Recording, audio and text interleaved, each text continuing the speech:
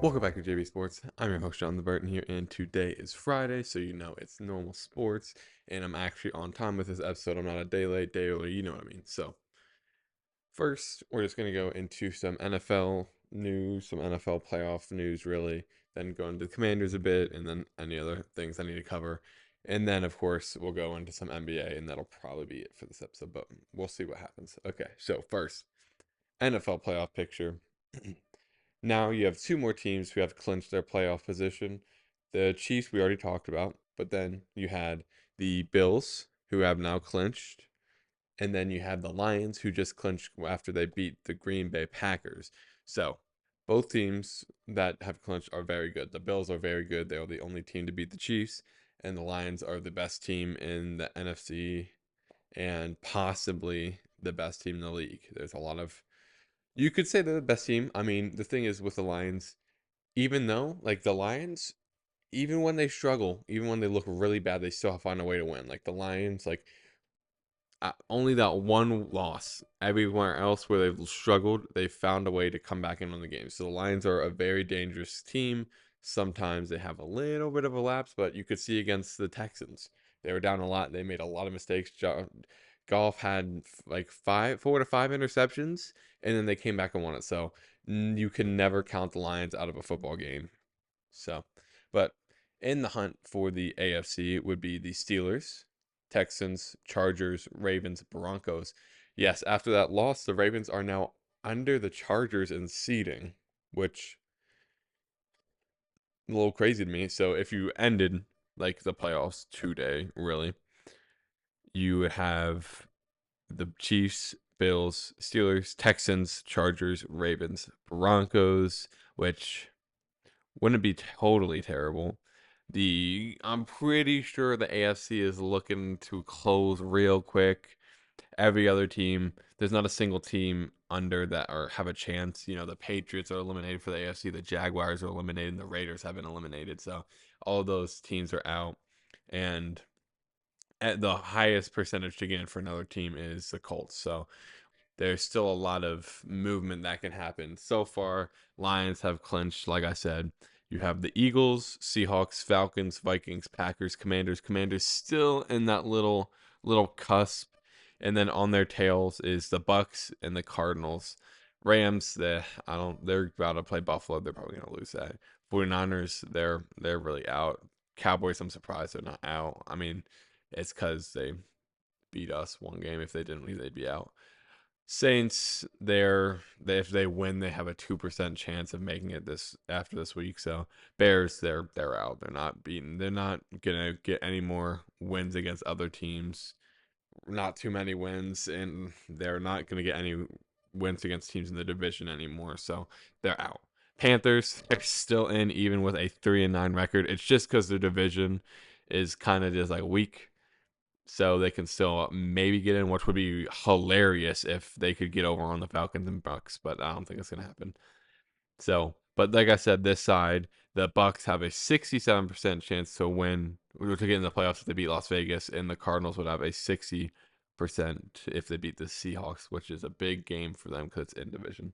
And then just other teams, I mean, other than the Lions, Eagles, they're gonna clinch it.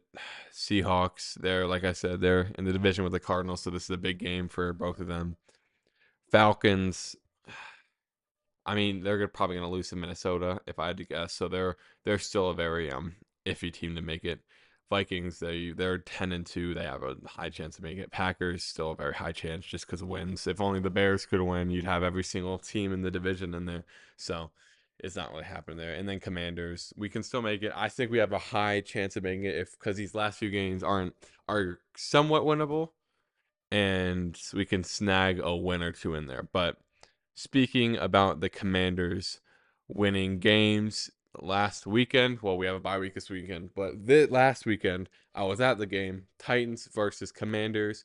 Commanders put belt to butt. We cooked the Titans. Like in the first quarter, we had, I believe, 28 points just off rip because you had a stop, touchdown, two fumbles for a touchdown, and then another just stop touchdown. So we were cooking. There's a Jayden Daniels touchdown, which I have a video of, so I might put in there. We'll see if I do. You had two Scary Terry touchdowns, really good ones. Scary Terry's goated. And then you had a Brian Robinson, like 30 plus yard, just breakthrough run, not untouched. He didn't get touched once, so great blocking by the O line, but great elusiveness by Brian Robinson. Just he got out of there. He should got shot out like a cannon. So he was doing great. Some of the stats, Will Levis, 18 for 37, 212 yards, and two touchdowns. The Commanders started to let it up a little bit at the end, but then wound it back in. So it wasn't even close. The score being 19-42. Like we cooked them. Tony Pollard, 8 carries, 35 yards with that fumble because it was a Mikey Sancho pop out. Mikey Sancho, such a good player on our team right now. He's doing really good, and I'll talk more about the cornerback situation soon. Receiving yards, Nick Westbrook, 3 receptions, 61 yards, 2 touchdowns. He did fairly well for their team. He's the only one that's really scored, so good for him. And then you go to the Commanders. Jayden Daniels, 25 for 30, 206 yards, 3 touchdowns, and 1 interception. Jayden Daniels is coming back. This is the form you love to see him in. He is now in 8-time Pepsi Rookie of the Week. So you can put another one of those title belts, the Rookie of the Week, in his collection because he's just that good. Bo Nix fans, you can take that after that amazing game. It was a really fun game to watch, but almost lost to the Browns until Jameis Winston threw 2 pick-sixes, but you know what I mean. Brian Robinson Jr., 16 carries, 103 yards, and a touchdown. Like I said, that breakout touchdown he had to begin the game. Electric, got everybody screaming. And then Terry McLaurin, you had 8 receptions, 73 yards, and 2 touchdowns. One touchdown was a nice little, just a kind of, he went in, did a kind of like a corner out, and just went right through the middle, untouched, and just perfect pass by Jayden Daniels, and then a quick little slant route touchdown, which got under review, but we got it. So that was great. Some people who actually like surprised me. Chris Rodriguez, he was great. He had 13 carries for 94 yards and a touchdown. He was amazing at the end. I think he could really become he's in the starting trio now because unfortunately Austin Eckler did suffer a major concussion. It was really bad, so he's on IR for the rest of the year and probably won't come back till next year is my guess. I would hope that he doesn't come back because I don't want him to get hurt again, especially like he's getting older. I don't want him to get some bad brain stuff, you know what I mean? So hopefully he just at least waits till next year or shows that he's really good for playoffs. One of the two, just not for the rest of the season. He should be back. I don't want to see him back. Not because I don't like him. I just don't want to see him get hurt again. Jay Daniels, like I said, the one rushing touchdown, it was great. He looked like Houdini out there. The jump out, jump back in, run, and just jump for the touchdown. He looked great. You had Zach Ertz actually get a touchdown, 3 receptions, 35 yards, 11.7 for an average, and the touchdown, that was a quick little touchdown at the end. We just had Zach Ertz. He was kind of stopping there and then just went out and got the touchdown, like just a quick slant again. Which was the funny thing is we were all cheering for Terry in the stadium. So we were cheering for Terry, and Zach Ertz told us to be quiet because he like wanted to focus, I guess. But he was like looking at us, going like the whole like calm down.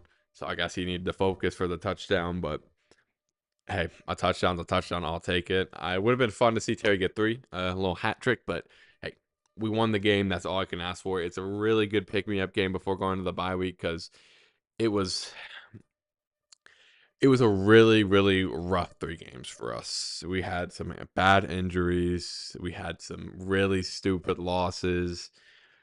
Steelers loss was stupid because Benjamin St. Juice couldn't guard for Jack Diddley Squat. He could not even guard Mike Williams, old man Mike Williams, not even young Chargers Mike Williams, old man Mike Williams. He couldn't guard a single thing. Then you had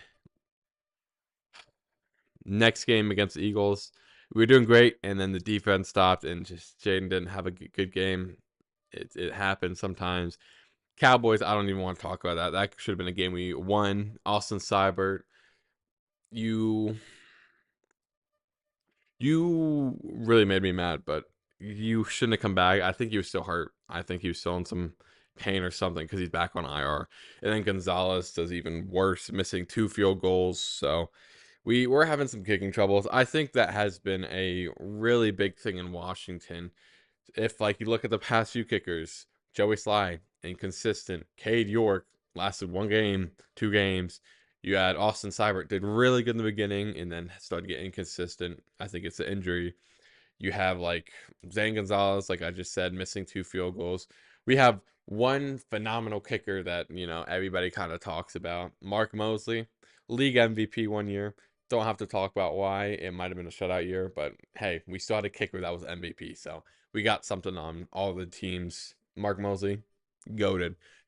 So Washington fans know his name. Wish we could have him back. Might as well. I mean, maybe if Justin Tucker is just, hopefully he's just having an off year. Maybe they drop him. We snag him up and he cooks for us. It's like, it would be like when Robbie Gould, got the double doink for the Bears and they let him go. And he went up for the 49ers and he was pretty good down there. So you never know if it's just a bad year. I think, like I said, the comparison between him and Justin Tucker and Robbie Gould is kind of there with the struggles a little bit, but you can never count him out. It could be a bad year, or he could just be old. I mean, he's an older player, older kicker. It happens, but either way, even if he does get dropped, he has the commercials. He'll be totally fine. He's made a lot of money as a kicker, so he'll be fine.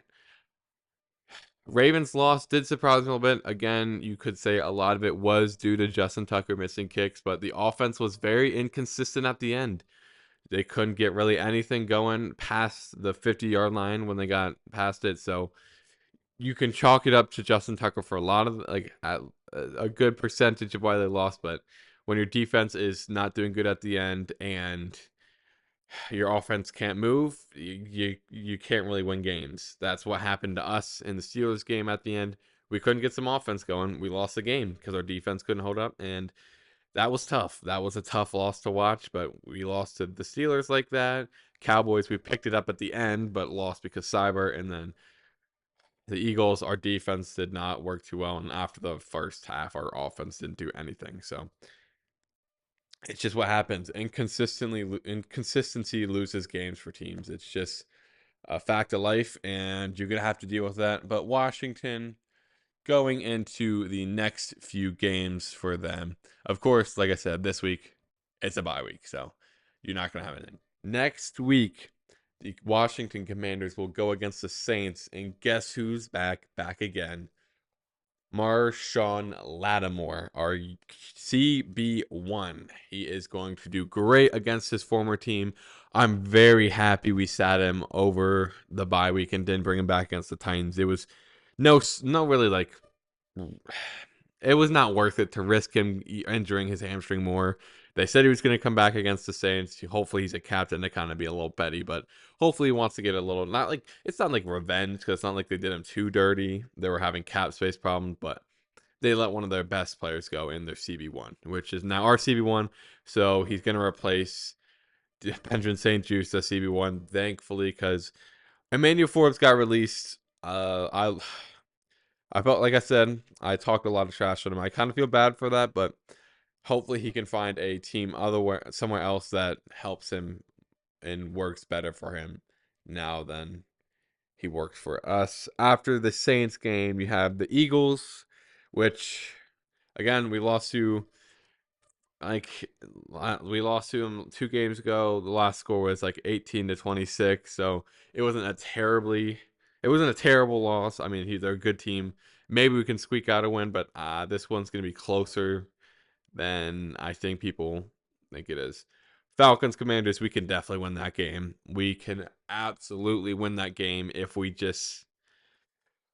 Falcons have been very rough recently. If you saw last week, Kirk Cousins threw 4 interceptions, 1 interception in the middle of the field, and then 3 in the end zone. So Kirk Cousins is not on the ball. Hopefully they lose again this week. Make sure their confidence is down. So in the next few weeks we can beat them. And then last game of the year, it's against the Cowboys. For the love of God, please beat the Cowboys. We should have beat them last time we played them. Well, last week, 2 weekends ago, and we should beat them now. So if you don't beat them, you're a poverty franchise again. Not really, but I'll think that for at least a few minutes after the game. If we lose, we shouldn't lose because we'll have Marshawn Lattimore to help, you know, cover some of their better players because we don't have a good. We don't. It's not that we don't have a good CB. We have Mikey Sandstro, who had an amazing play on a 2-point conversion against the Titans. He is our best CB, but we need another one, and Marshawn Lattimore is that other guy. He's finally going to start, and it's going to be amazing. And it feels great to have him here because it gives you more of a sense of comfort going into that week because you always have it's always just lingering in your head as a Washington fan. Like, how bad is the cornerback group going to be that week? And it looks like we'll be better against the Saints than we were. And we didn't do terrible against the Titans, but the Titans, again, they don't really have a really good wide receiver. So I'm not going to really say we locked down. Unfortunately, I can't say that. So hopefully we do good. The playoff standings are looking fun, and there's going to be some good games. And rookie of the year is going to be Jayden Daniels. Just going to say it. Going into some NBA standings, you have the Thunder in the Western Conference, then the Rockets, Mavs, Grizzlies, Warriors, Clippers, Suns, Nuggets, and that is the top 8 with the Lakers and Timberwolves being 9 and 10. I think the other week I said the Rockets could be very close to becoming the number 1 seed, and they were. They beat the Thunder, and they were looking really good. You're like, maybe we can get this 1 seed. But then we go out and lose 2 games straight, and now we're 2.5 games down, which we were 0.5 games down. So that really sucks for us. And our head coach, three of our guys got a fine. I think our head coach got a fine, Sengun got a fine, and I don't know who the other person was. But we got some hefty fines because we were yelling at the refs. I don't know what it is, but the Rockets and the refs, we do not have a good relationship. You see us getting in arguments with the refs on a weekly basis. Fred VanVleet the other week, he went to every ref and called him, you know what. Then you have us, our coach, complain about the refs and getting a fine. Sengun getting a fine. Every week we just start to argue with the refs. I mean, I don't. Sometimes the refs do cheat us a little bit, but I don't want to use that as an excuse while we're losing. We should be winning because we're a really good team, we're a really good young team, and we're very talented. But we just fight with the refs every week. I feel as a Rockets fan, it's just fight after fight after fight. And it was funny at first, but now it's kind of getting a little like corny, I guess. But it's okay. We're still second. It's not like we're last. You know, we're tied with a lot of teams for wins. We're tied for Mavericks, Grizzlies. So we're all at 15 wins and 8 losses. So we need to tighten it up. We need to tighten this up real quick, or it might start to get ugly. The other teams, you have the Warriors are 3.5 games back. They beat us, I think, last night. Clippers are 4 games back. Suns are 4.5 games back. Which when they have Durant, they're scary because it was a really big stat where when they have Durant, they're like 11 and something. When they don't, they're like 2. It's like 1 and something. I don't remember what the complete stat was, but Nuggets, they're struggling this year. 11 and 9. I don't know if it's just a one. I don't know if they're a one-time championship team or they're gonna be back, but it's not looking too good for them. And then Lakers, Timberwolves, Lakers, I didn't really think they're going to be too good. I mean, they have LeBron James. He's one of the best of all time. He's not the best, but he's one of the best of all times, and they've just been struggling. I think LeBron's getting older, and they're relying on the fact that LeBron is going to be their best player, which on paper he is, but LeBron can't carry the whole team. AD was doing good, but he has a lot of just like stupid moments in games where he's just sells it. Like one game, like he did the game-winning shot. I mean, you just saw the Lakers lose by like I think 30 plus to the Heat, and Tyler Herro went crazy against them, which I love Tyler Herro. Don't get me wrong, he's a player I love to watch, but it's Tyler Herro, and he scored like 39 or something. So great game for him. Happy for him. Like I said, I do like him a lot, and good for the Heat, but I think they are struggling too. On the other side, the Eastern Conference, Cavs have been cooking. Cavs only had 3 losses on the season. They going the standings number 1, the Cavaliers number 2, the Celtics 3, Orlando Magic, which if they have Paulo Banchero, I think the seeding might be a little different. They might be really close with the Celtics compared to what they are now, which is only like 2 wins away, but still like they have four more losses. So then fourth seed Knicks. Knicks are always in that seeding recently, which is great. I have a lot of friends that are Knicks fans, so I'm very happy for them. Five Bucks, six Hawks, seven Heat, eight spot Bulls, and then the other two are kind of like just kind of in there are the Nets at 9 and the Pacers at 10. Tyrese Halliburton has been a little off this year from last year. I think a lot of players want the Tyrese from last year in. He has some good moments, he has some bad moments, but he's a great player overall. He just needs to get everything back together. Maybe there's something going on with him right now, but whatever it is, he's got to fix that quick. Nets, they're a fun team to watch. They don't have like a complete team. I think they have a lot of spots that are missing for them to be contenders, but they're looking okay. And then just the last two seeds, 76ers, it's like I said, you might need to find a new process. Get rid of this old one because it's not working well. Wizards, 2-18. What do you suspect? The Wizards don't have a really good team.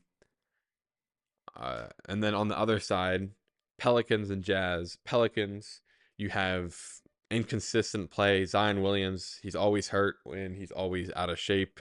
So that sucks for the Pelicans, but he was supposed to be their next big thing. And then the Jazz, like they just have inconsistent play. And the other week, their coach robbed them of a win. I think Colin Sexton was going for a drive to win the game. Like the coach said, "Hey, go win this game on the last second shot." And right as Colin Sexton got free for the layup, he called a timeout, which lost them the game. So that really does suck for them. But they're on a 5-game losing streak, which I don't think is the worst in the league. It might be. I think the Wizards, yeah, the Wizards are on a 16-game losing streak. So that's really bad. It was last year where the Wizards players are like, don't be the one to lose to the Pistons. And the Pistons are on a 3-game losing streak, but they got 7 more wins, so you're gonna be the team that doesn't want to lose to the Wizards at this point. So that's tough, but we'll see what happens there. With the Rockets, like I said, we've had some rough games and we had the rough last 2 games. Our players are doing well. Sengun's doing great. I'm really happy how Amen Thompson is playing. Fred VanVleet, he's been kind of leading. That game against the Thunder was crazy. That one shot he had to like kind of hit the dagger for our team. And like I said, the refs, we just fight with the refs every single week for no reason. We try to be like Dylan Brooks, the villain, every week. I don't get it. And then the last thing I want to talk about real quick is Aziz Al Shahir on his Twitter, which he is the Texans player that injured Trevor Lawrence pretty bad, gave him a bad concussion when he was sliding. Which I don't know. I don't think he's a dirty player, but he did not act well after. So he apologized, which is great. Which the tweet was weird. I don't know. I didn't read it all through, but at least he tried to apologize and he tried to get his suspension down to 1 game instead of 3. And then when they didn't do it because it was a rough play, he tweeted something like, "Fine, if you want me to be the villain, I'll be the villain." Which he had the picture of him, I think, hitting Trevor Lawrence, Joaquin Phoenix as the Joker, and then some 2 other pictures. And when I saw that, I'm like, that's just so corny. Like, dude, that was stupid. You did a bad hit. You tried to apologize. It didn't work out. Just take the suspension and go with it. You don't gotta be cringy like that. Like that was really, really cringy. So I hope he's okay. I hope he's mentally okay. I hope everything goes well for him. But that was really stupid. That was really, really stupid. So thank you guys for watching, though. This has been a great episode of JB Sports. I hope your Friday night is amazing. I will try to do some predictions for the WWE pay-per-views this weekend, which would be NXT Deadline. And then I'm just going to do a prediction for main event just because it's the first one in years, like years. So that'll be a fun one. But like I said, thank you guys for watching, and bye. Subscribe.